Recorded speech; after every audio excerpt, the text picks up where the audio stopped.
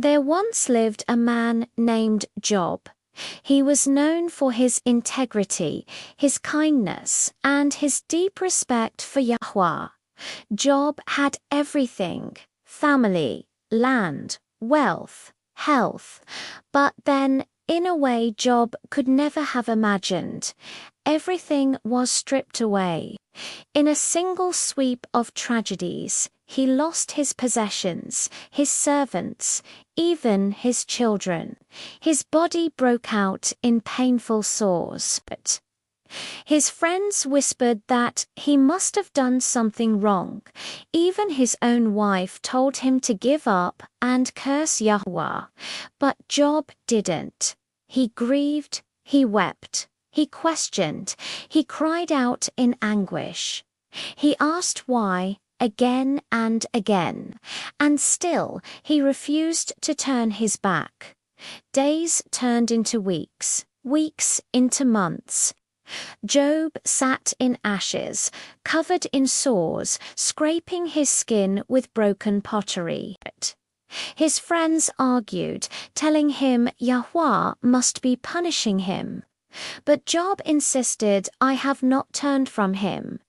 And then, after what felt like an eternity, Yahuah answered, not with the explanation Job longed for, but with a voice from the whirlwind, speaking of things he knew nothing about.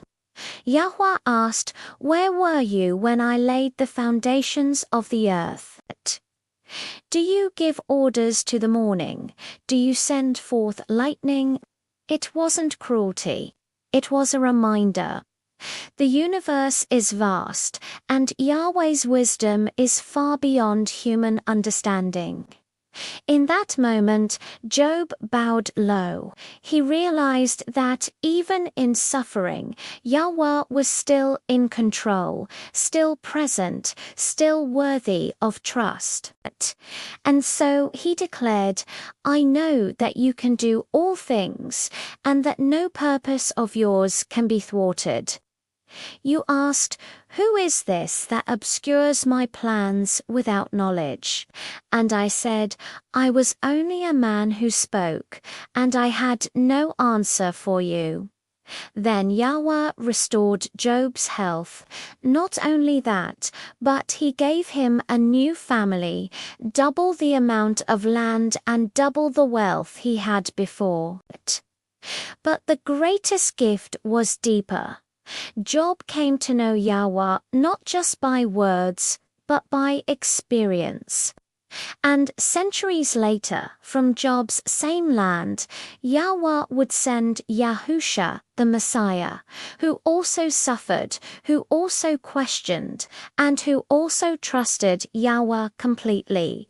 Through these stories, we learn that even in the darkest trials, Yahuah never abandons his people. Sometimes the answer isn't why we suffer, but who is with us through it.